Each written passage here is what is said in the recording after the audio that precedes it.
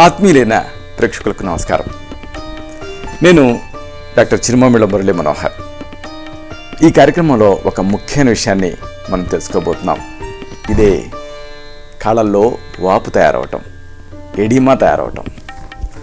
ఈ సమస్య మనందరిలో కూడా కనిపిస్తూ ఉంటుంది కదా.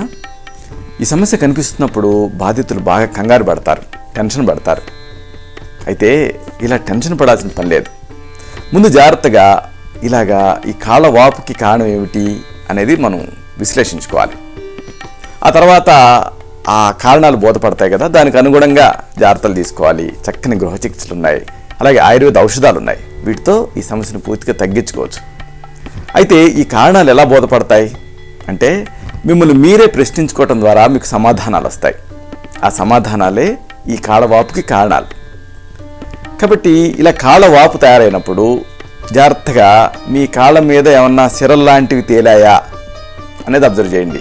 అంటే నీలం రంగులో కానీ ఆకుపచ్చ రంగులో కానీ వీన్స్ ఏమైనా ఉబ్బి కనిపిస్తున్నాయా అనేది అబ్జర్వ్ చేయండి. అంతేకాకుండా ఈ వీన్స్ మామూలు కాకుండా బాగా మెలికలు తిరిగిపోయి ఒకవేళ నొక్కారనుకోండి, అక్కడ నొప్పి ఉంటూ ఉండాలి. అలాగ నొక్కి చూసి నొప్పి ఉందేమో కూడా అబ్జర్వ్ చేయండి ఆ సిరల మీద.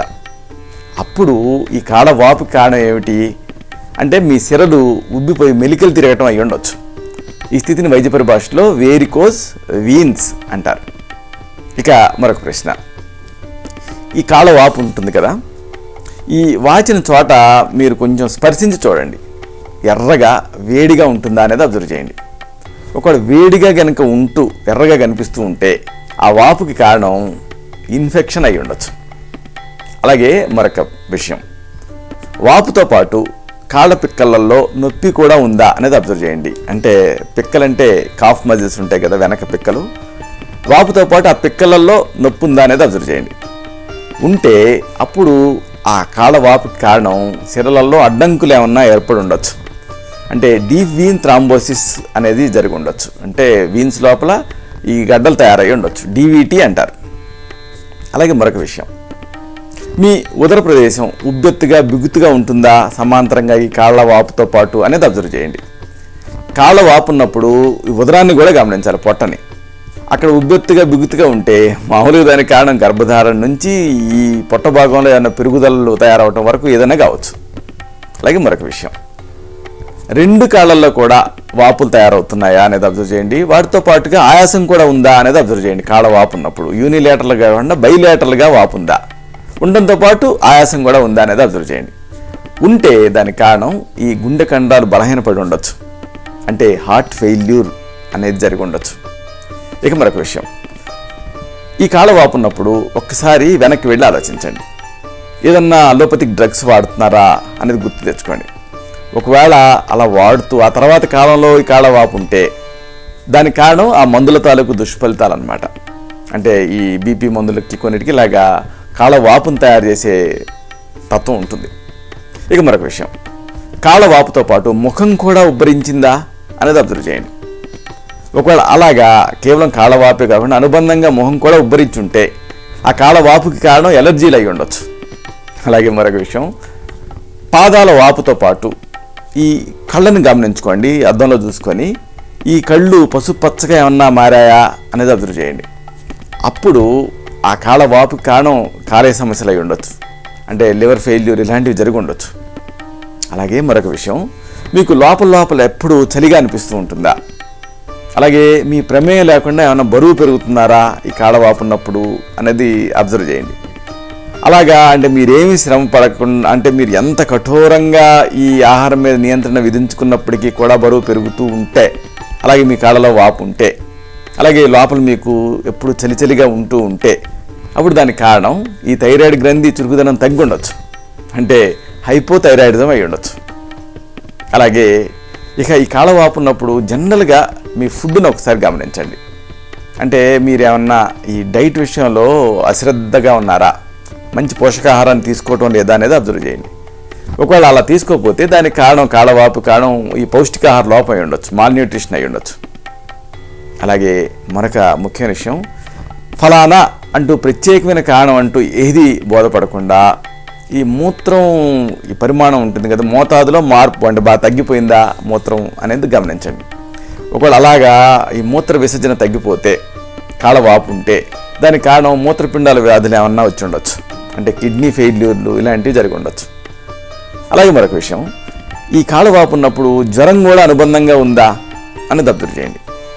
జ్వరం ఉంటే ఆ కాళ్ళవాపుకి కారణం బోధకాలు అయి ఉండొచ్చు, అంటే ఫైలేరియాసిస్ అయి ఉండొచ్చు. చూసారా, ఇలాగా కంగారు పడకుండా ఈ కాళ్ళవాపు ఉన్నప్పుడు కారణాల దిశగా ఆలోచించాలి. ఆయుర్వేదంలో దీనికి మంచి వివరణ ఉంది.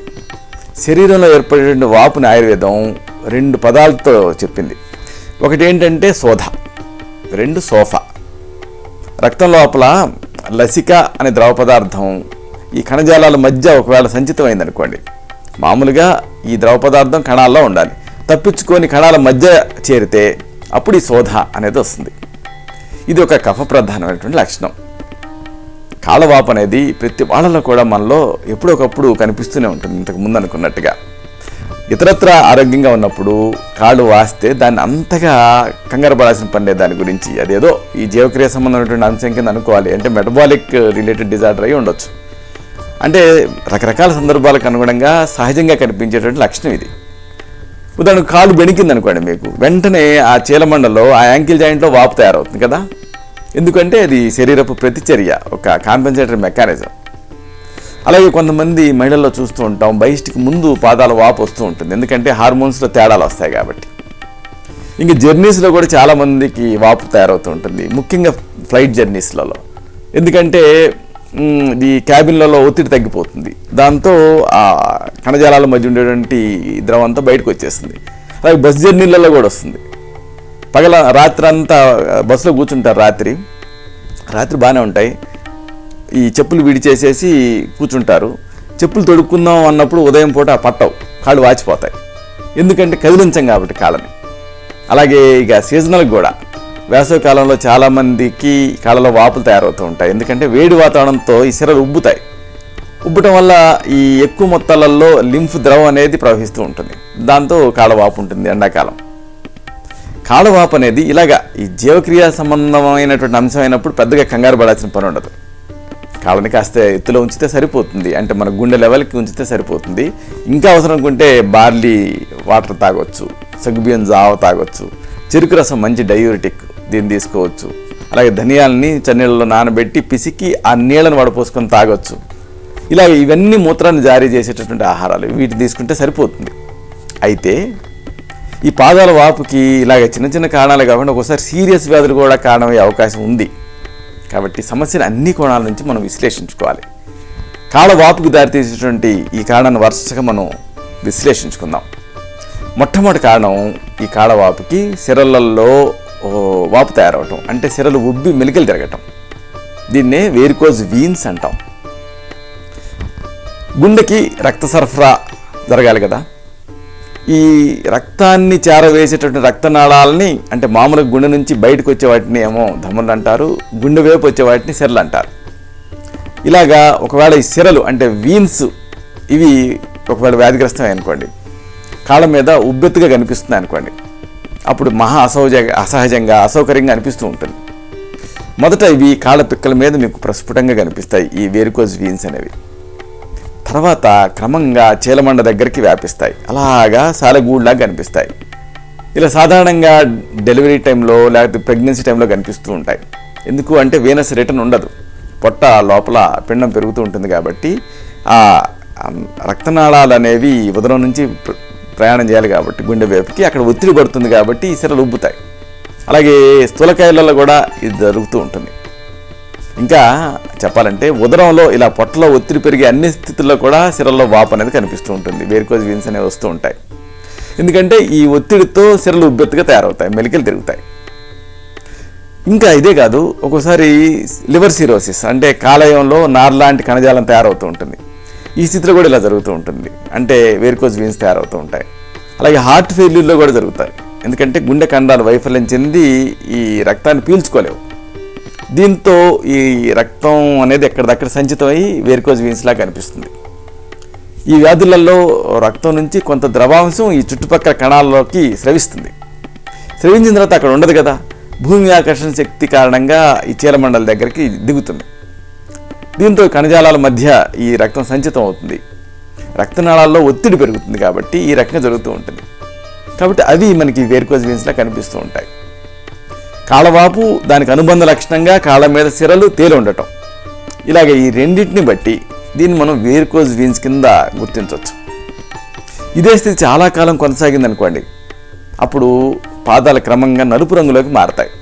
ఎందుకు అంటే ఈ రక్తనాళాల నుంచి రక్తం విడిపోయి చర్మం కింద చేరుతుంది. చేరినప్పుడు బయట నుంచి అది నల్లగా కనిపిస్తుంది. అలాగే రక్తంలో హిమోగ్లోబిన్ ఉంటుంది కదా, హిమోగ్లోబిన్ నిక్షేపాలు ఉంటాయి. ఈ నిక్షేపాల వల్ల ఈ చర్మం అనేది నలుపు రంగులో కనిపిస్తుంది. ఇలాంటప్పుడు ఈ కాళ్ళ మీద సిరలు తేలినప్పుడు చెప్పుకున్నాం కదా, నడుము కంటే పాదాలను కాస్త ఎత్తులో ఉంచండి. అలాగా అప్పుడప్పుడు చేస్తుంటే సరిపోతుంది. అలాగే ఎలాస్టిక్ బ్యాండేజ్ని కూడా మీరు ధరించవచ్చు. నేల మీద వెల్లికిలా పడుకొని కాళ్ళను తిన్నగా ఇలాగ పైకెత్తి వ్యాయామం చేస్తే కూడా మంచి ఫలితం ఉంటుంది. అలాగే మీరు పడుకుంటారు కదా, ఈ మంచాన్ని కాళ్ళ వైపున ఎత్తులో అమర్చుకుంటే కూడా సరిపోతుంది. ఎత్తుమడుములు ఉండేటువంటి పాదరక్షణ ఎప్పుడు కూడా ధరించకూడదు ఇలా వేరికోజ్ వెయిన్స్ ఉన్నప్పుడు. అలాగే బరువుని నియంత్రణలో ఉంచుకోండి. ఇంకా మరీ టైట్గా ఉండేటువంటి లోదుస్తుల్ని మీరు ధరించకండి, అండర్వేర్స్ ఇలాంటి వాటిని. ఒకవేళ ధరిస్తే ఏం జరుగుతుంది, ఇవి రక్తాన్ని పైకి ప్రసరింపనివ్వవు, అంటే వెళ్ళనివ్వవు, అడ్డుకుంటాయి. అలాగే స్మోక్ చేసే అలవాటు ఉంటే మానేయండి. ప్రతిరోజు కూడా క్రమం తప్పకుండా కనీసం ఒక అరగంట పాటు నడుస్తూ ఉండండి. ఇక దీనికి అవసరం ఉంటే ఈ వేరికోజ్ వెయిన్స్కి వృద్ధ్వాధికవటి, అభయారిష్టం, అర్శకుఠార రసం, అర్శోఘ్నవటి, బోలపర్పటి, గుడూచి సత్వం, కుడజావలేహ్యం, లవణ భాస్కర చూర్ణం, మహావాత విధ్వంసనీ రసం, పీయూషవల్లీ రసం, ప్రాణదా గుటిక, సప్తవింశతి గుగ్గులు, త్రిఫలా గుగ్గులు ఇలాంటివి, అలాగే ఉసిరాసం ఇలాంటి మందుల్ని ఇంటర్నల్గా ఈ సమయ సందర్భాలను బట్టి ఈ వ్యాధి తీవ్రతను బట్టి ప్రిస్క్రైబ్ చేయడం జరుగుతుంది. అలాగే మహానారాయణ తైలం ఇలాంటి వాటిని కూడా ఎక్స్టర్నల్గా అడ్వకేట్ చేయడం జరుగుతుంది. ఇక ఈ కాళ్ళ వాపుకి మరో కారణం ఇన్ఫెక్షన్. వాపు దాంతోపాటు ఎరుపుదనం కనిపిస్తుంది అనుకోండి, అలాగే ముట్టుకుంటే వేడిగా అనిపిస్తుంది అనుకోండి, అంటే వాపు, ఎరుపుదనం, వేడిగా ఉండటం, ఆ ప్రాంతంలో ఇన్ఫెక్షన్ ఉన్నట్టు అర్థం. ఈ మూడు ఉంటే డయాబెటీస్ కానీ, లేదా గోరు లోపలికి పెరగటం కానీ, లేదా ఆనకాయలు కానీ, ఫంగస్ కానీ ఇలాంటివి కాళ్ళలో ఇన్ఫెక్షన్ కలగజేస్తూ ఉంటాయి. సాధారణంగా ఏ పక్క ఇన్ఫెక్షన్ వస్తుందో ఆ పక్క గజ్జల్లో బిళ్ళలు కూడా కడతాయి. ఇన్ఫెక్షన్ వ్యతిరేకంగా ప్రతిరక్ష కణాలు అంటే యాంటీబాడీలు తయారవడంతో ఇలాగా బిళ్ళలు కడుతూ ఉంటాయి. ఇలాంటి సందర్భాల్లో ఇన్ఫెక్షన్ తగ్గించడానికి ముందు మంచి గృహ చికిత్సలు ఉన్నాయి. ఉసిరిక, దాని ఉసిరి పండు ఉంటుంది కదా, దానిపైన ఉండేటువంటి ఒరుగు, అలాగే కరక్కాయలు, పిప్పళ్ళు, చిత్రమూలం సమాన భాగాలు తీసుకోవాలి. ఉసిరిక, కరక్కాయ, పిప్పళ్ళు, చిత్రమూలం అన్ని ఈక్వల్ ప్రపోర్షన్స్ తీసుకొని నీళ్ళకి వేసి మరిగించి కషాయం తయారు చేసుకొని దాన్ని పూటకి ఒక కప్పు చొప్పున 2 పూటలు తాగుతూ ఉండాలి. అప్పుడు ఇన్ఫెక్షన్, వాపులు తగ్గుతాయి. ఇలాంటిదే మరొక గృహ చికిత్స. తులసాకు రసాన్ని లేదా తుమ్మి ఆకు రసాన్ని తీసుకోవాలి, 4 పెద్ద చెంచాలు. దీనికి ఒక చిటికెడు మిరియాల పొడి కలపాలి, లోపలికి తీసుకోవాలి. అప్పుడు ఇన్ఫెక్షన్ కారణంగా వచ్చిన వాపు తగ్గుతుంది. మరొక గృహ చికిత్స, వెల్లుల్లిపాయల్ని వంట నూనెలో కానీ లేదా ఆవు నెయ్యితో కానీ ముద్దగా నూరండి, లోపలికి తీసుకుంటూ ఉండాలి. దీంతో రక్త ప్రసరణ పెరుగుతుంది. అవసరం సందర్భాల్లో ఇలాగ ఇన్ఫెక్షన్ ఉన్నప్పుడు మృత్యుంజయ రసం, దీన్ని జీలకర్ర అలా బెల్లం వీటితో కలిపి తీసుకుంటూ ఉండాలి. సీతాంశ రసం, దీన్ని సుదర్శన చూర్ణంతో తీసుకుంటూ ఉండాలి. అలాగే పుటపక్వ విషమ జ్వరాంతక లోహం, దీన్ని చౌషష్టి ప్రహార పిప్పలి చూర్ణంతో తీసుకోవాలి. అలాగే గంధక రసాయనం, కాంచినార గుగ్గులు ఇలాంటి వాటిని ఈ వైద్య సలహాతో వాడుకుంటే అప్పుడు ఇన్ఫెక్షన్ తగ్గి కాళ్ళల్లో వాపు తగ్గుతుంది. ఇక ఈ కాళ్ళలో వాపుకి మరో కారణం సిరల్లో అడ్డంకులు ఏర్పడటం, అంటే డీప్ వీన్ థ్రాంబోసిస్. ఒక్కోసారి కాళ్ళ లోపల ఈ కండాల మధ్య ఉండేటటువంటి సిరల్లో రక్తపు గడ్డలు తయారవుతాయి. రక్త ప్రవాహపు వడి ఉంటుంది కదా, ఈ ప్రవాహానికి అవరోధం కలిగిస్తాయి ఈ గడ్డలు, అంటే అబ్స్ట్రక్ట్ చేస్తాయి. దీన్ని డీప్ వీన్ థ్రాంబోసిస్ అంటాం. ఈ రక్తపు గడ్డలు రక్త ప్రవాహాన్ని అడ్డుకోవడంతో ఏం జరుగుతుంది, దిగువ ప్రాంతంలో వాపు తయారవుతుంది. అంతేకాదు ఒకవేళ రక్తపు గడ్డలు రక్తంతో పాటు గుండెని చేరుకున్నాయి అనుకోండి, అప్పుడు ఎంబోలిజం, ప్రమాదకరమైన స్థితి వస్తుంది. ఈ స్థితి వచ్చినప్పుడు కాలు పిక్కల్లో నొప్పి ఉంటుంది, తీవ్రమైన నొప్పి. అంతేకాదు ముట్టుకుంటే పచ్చి పుండ్లా కనిపిస్తుంది. అలాగే కాలు భాగం అంతా కూడా, ప్రాంతం అంతా కూడా ఎరుపుదనంతో కనిపిస్తుంది. ఇలాంటి స్థితికి వెంటనే వైద్య సహాయం అనేది అవసరం. సిరల్లో ఈ రక్తపు గడ్డలు ఏర్పడినప్పుడు ప్రత్యేక చికిత్సలు ఉంటాయి. రక్తమోక్షణం, వస్తికర్మ ఇలాంటివి అవసరం అవుతాయి. అయితే పరిస్థితి విషమించకుండా గృహ చికిత్సల్ని కూడా వాడుకుంటూ ఉండొచ్చు. ప్రథమ చికిత్సలాగా వెల్లుల్లిపాయల్ని ఒక 5 గ్రాములు తీసుకొని పైపొర తీసేసి లోపల గర్భాన్ని మజ్జిగలో, ఒక కప్పు మజ్జిగలో అరగంట నానబెట్టి వాటిని తర్వాత కడిగి పాలకు వేసి ఆ పాలు మాత్రమే మిగిలేంతవరకు మరిగించి దీన్ని వడపోసుకొని అవసరమైతే కొద్దిగా పంచదార కలుపుకొని తాగుతూ ఉండొచ్చు ప్రతిరోజు రాత్రిపూట. అప్పుడు ఈ సిరల్లో గడ్డలు తయారవడం అనేది తగ్గుతుంది.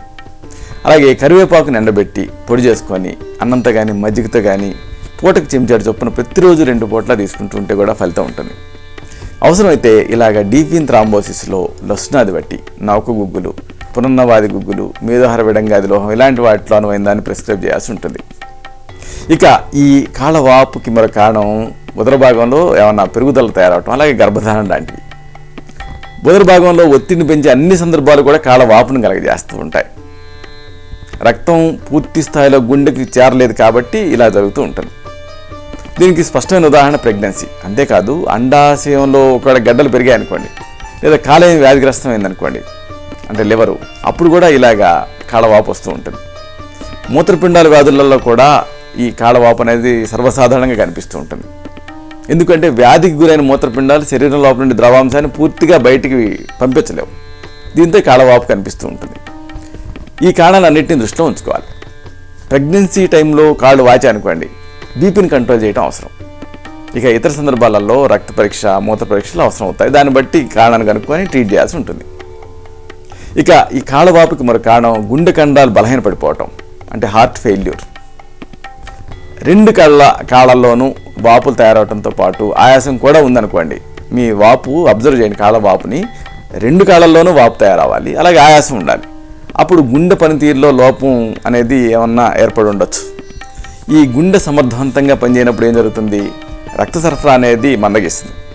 దీంతో సిరల్లో రక్తం నిలిచిపోయేటటువంటి స్థితి అనేది వచ్చేస్తుంది. అంటే ఎక్కడిదక్కడ సంచితం అవుతుంది. ఆ తర్వాత లోపల ఒత్తిడి పెరిగిపోతుంది. రక్తం లోపల ఉండేటువంటి ద్రవాంశం కొంత బయటికి తప్పుకుంటుంది, ఖనిజాలలో మధ్యకి చేరుతుంది, అప్పుడు వాపును కలిగిస్తుంది. ఇదే స్థితి ఊపిరితిత్తుల్లో కూడా జరుగుతుంది. కాబట్టి వాటి పనికి అంతరాయం కలుగుతుంది. అందుకే కాళ్ళవాపు ఉన్నప్పుడు, గుండె వైఫల్యం చెందినప్పుడు ఆయాసం కూడా వస్తుంది. బల్లపరుపుగా పడుకున్నప్పుడు ఊపిరితిత్తులు నిండిపోతాయి, దాంతో మరింతగా ఆయాసం వస్తుంది. ఇలాంటప్పుడు ఈ గుండె బలహీన పట్టడం వల్ల వాపు తయారైనప్పుడు మూత్రాన్ని జారీ చేసేటువంటి ఆహారాలని, మందుల్ని వాడాల్సి ఉంటుంది.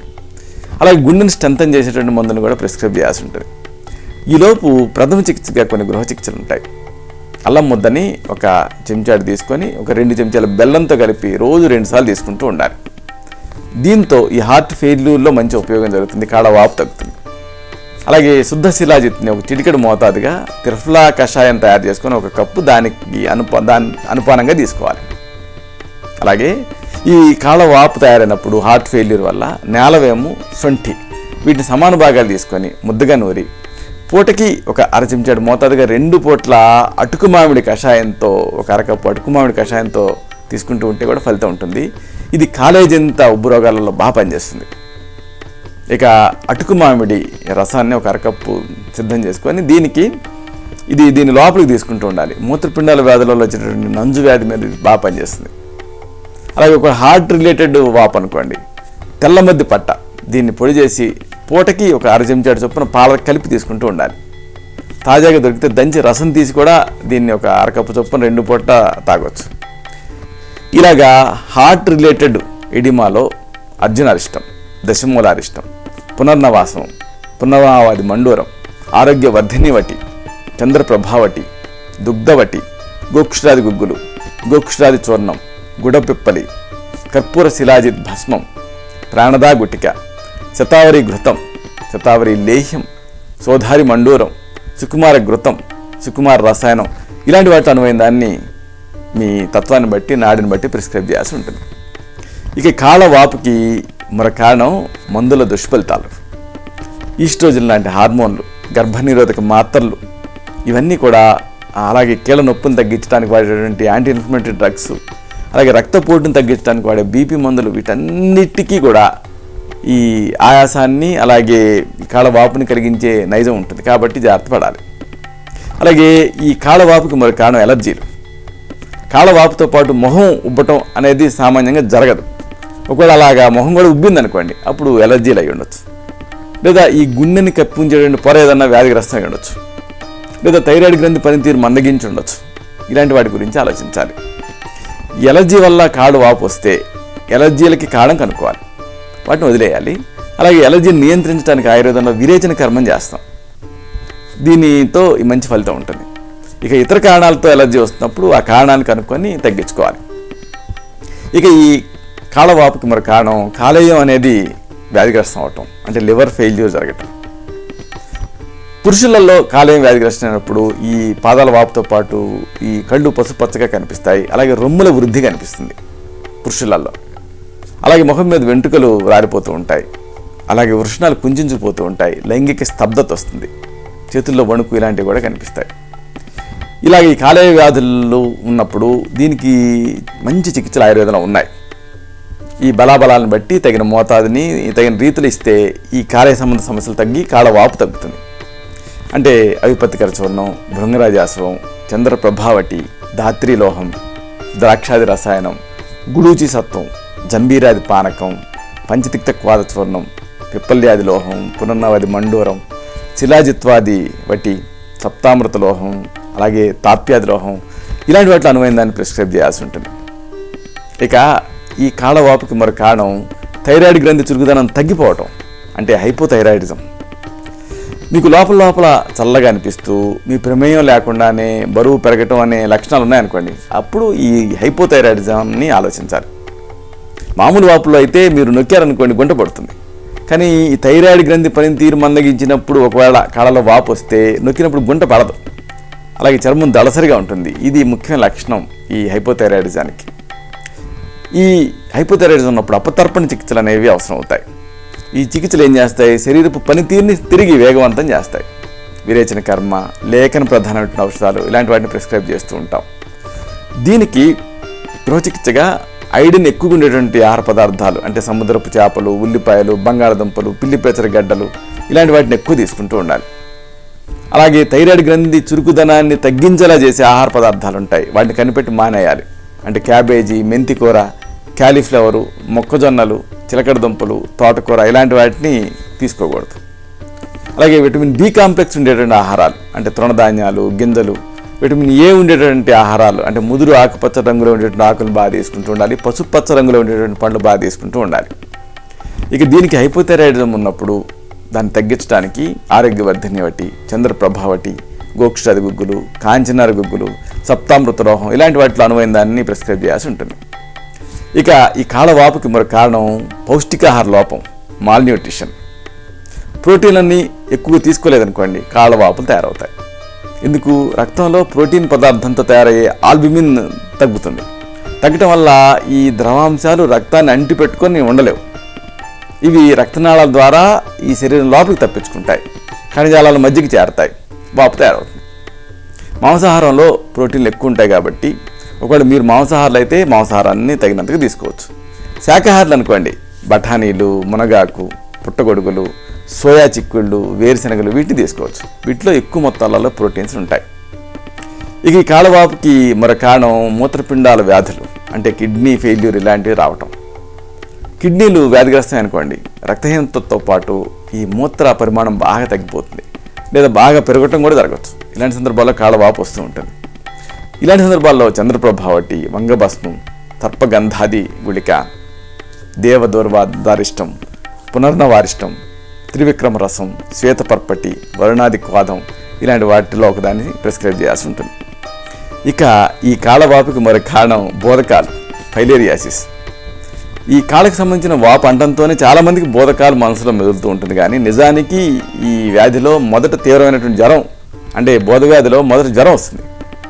వ్యాధి ప్రారంభంలో ఈ లసిక, అంటే లింఫ్ని తీసుకువెళ్ళేటువంటి నాళాలు బాగా ఎర్రగా తయారవుతాయి, నొప్పిగా అనిపిస్తాయి. జ్వరం వచ్చిన తర్వాత కొంతకాలానికి అప్పుడు కాళ్ళు, చేతులు అలాగే వృషణాలు వాస్తాయి. ఈ బోధవ్యాధిలో తమలపాకులు ఒక 7 తీసుకొని ఒక చిటికెడు సైంధవలవణాన్ని కలిపి నూరి ప్రతిరోజు ఉదయం పూట తీసుకుంటూ ఉండాలి. 40 days మంచి ఫలితం ఉంటుంది. అలాంటిదే ఈ గచ్చాకుల రసానికి ఒక అరకప్పు గచ్చాకుల రసాన్ని తీసుకొని దానికి ఒక చెంచాడు ఆవు నూనె కలిపి రోజుకి 2 సార్లు తీసుకుంటే కూడా ఈ బోధ వ్యాధి తగ్గి కాడ వాపు తగ్గుతుంది. ఇలాంటిది మరో గృహ చికిత్స. సముద్రపాల గింజలు, దీన్ని మెత్తగా పొడి చేసుకొని ఒక చెంచాడు, దీనికి పుల్లటి మజ్జిగ కానీ గోమూత్రం కానీ అనుపానంగా తీసుకుంటుంటే 2 సార్లు మంచి ఫలితం ఉంటుంది.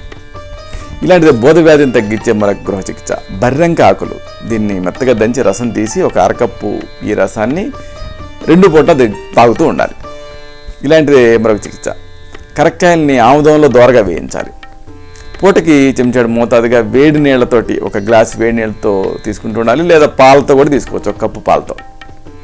మరొక గృహ చికిత్స. అత్తిపత్తి ఆకుల ముద్దని లేపనంగా ఈ బోధ వ్యాధి మీద రాస్తుంటే ఫలితం ఉంటుంది. మరొక గృహ చికిత్స. కసివింద వేరు, దీన్ని ముద్దగా చేసి నెయ్యి కలిపి పూటకి చెంచాడు చొప్పున 2 పూట్ల వారం పాటు తీసుకున్నా కానీ ఫలితం ఉంటుంది. మరొక గృహ చికిత్స. తిప్పతీగ రసాన్ని ఒక చెంచాడు మోతాదుగా నువ్వుల నూనె ఒక చెంచాడు కలిపి తీసుకుంటూ ఉంటే కూడా ఫలితం ఉంటుంది. ఈ బోధ వ్యాధిలో నిత్యానంద రసం, మల్లసింధూరం, యోగరాజు గుగ్గులు, మహామంజిష్టాది కషాయం ఇలాంటి వాటిలో అనువైన దాన్ని ప్రిస్క్రైబ్ చేయాల్సి ఉంటుంది. చూసారా, ఇలాగా ఈ కాళ్ళ వాపు తయారైనప్పుడు కంగారు పడకుండా కారణాన్ని విశ్లేషించుకొని దానికి తగ్గట్టుగా గృహ చికిత్సలు సూచనలు పాటిస్తూ అవసరమైతే వైద్య సలహాతో ఔషధాలు వాడుకుంటే ఈ సమస్య నుంచి మీరు పూర్తిగా బయటపడవచ్చు. ఇలాంటి మరొక ఆసక్తికరమైన విషయాన్ని తిరిగి ఇదే కార్యక్రమాల పరంపరలో మనం కలుసుకున్నప్పుడు వివరంగా సహేతుకంగా సమగ్రంగా తెలుసుకుందాం. శతం జీవ శరదో వర్ధమానః, శతం హేమంతాన్ శతం వసంతాన్, 100 శరత్తులు 100 హేమంతాలు 100 వసంతాలు, వర్ధిల్లుతూ జీవించండి. శుభం.